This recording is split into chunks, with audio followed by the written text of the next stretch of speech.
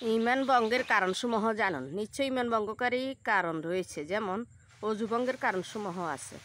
যদি কোনো অজুকারী অজু ভঙ্গের কোনো একটা আমলও করে, তবে তার অজু ভেঙে যাবে।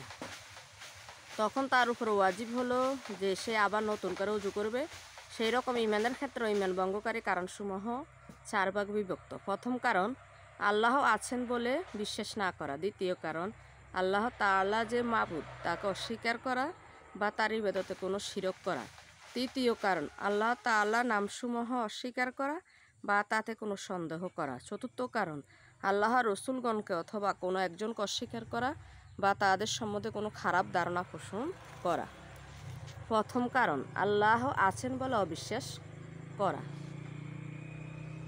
ক, আল্লাহর অস্তিত্ব অস্বীকার করা, যেমন নাস্তিকরা এই বলে যে স্রষ্টা বলে কোনো জিনিসের অস্তিত্ব নেই। খ, এই দাবি করা যে দুনিয়াতে অলিদের মধ্যে কিছু কুতুব আছেন যারা দুনিয়ার কার্যসমূহ নিয়ন্ত্রণ করে।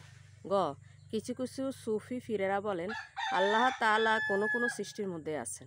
নাউজুবিল্লাহ। দ্বিতীয় কারণ, আল্লাহ যে মাবুদ তাকে অস্বীকার করা বা শিরক করা। ক, এর মধ্যে অন্তর্ভুক্ত হলো তারা যারা সূর্য, চন্দ্র, নক্ষত্র, গাছগাছালি, শয়তান ও অন্যান্য সৃষ্টির ইবাদত করে। খ, ওই সমস্ত ব্যক্তি যারা এক আল্লাহর ইবাদত করে এবং তার ইবাদত করার সাথে সাথে অন্য সৃষ্টির ইবাদত করে থাকে, যেমন আউলিয়াদের ইবাদত করে, তাদের ছবি বা কবরকে সামনে রাখে।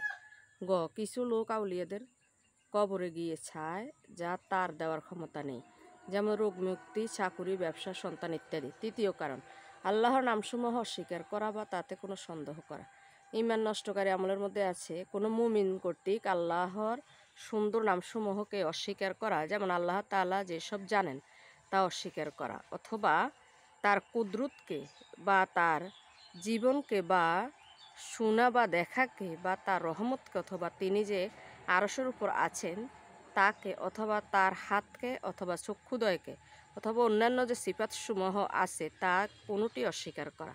আবার তা অস্বীকার করতে যে তার কোনো বিষয়কে কোনো পৃথিবীর কোনো কিছুর সাথে তুলনা করা যাবে না, কারণ আল্লাহ তাআলা বলেন তার মতো কিছুই নেই, কিন্তু তিনি শুনেন ও দেখেন। সূরা শুরা 11। চতুর্থ কারণ, রসুলকে অস্বীকার করা, তাদের সম্বন্ধে কোনো খারাপ ধারণা করা। ক, রসুল সাল্লাল্লাহু আলাইহি সাল্লাম সম্পর্কে কোনো খারাপ ধারণা করা, রসুল সাল্লাল্লাহু আলাইহি সাল্লামকে গালি দেওয়া, অথবা কোনো ঠাট্টা বিদ্রূপ করা, অথবা তার কার্যসমূহ সম্পর্কে কোনো আজেবাজে কথা বলা। খ, রসুল সাল্লাল্লাহু আলাইহি সাল্লামের কোনো সহিহ হাদিস সম্পর্কে খারাপ কথা বলা বা সেটা মিথ্যা মনে করা। গ, যারা রাসূলুল্লাহ সাল্লাল্লাহু আলাইহি সাল্লামকে এমন সব গুণে গুণান্বিত করে যা আল্লাহ তাআলা করেননি, যেমন অনেকেই বলে আমাদের নবী সাল্লাল্লাহু আলাইহি সাল্লাম আল্লাহর নূরের সৃষ্টি। নাউজুবিল্লাহ। আল্লাহ আমাদের সঠিক বুঝার তৌফিক দান করে।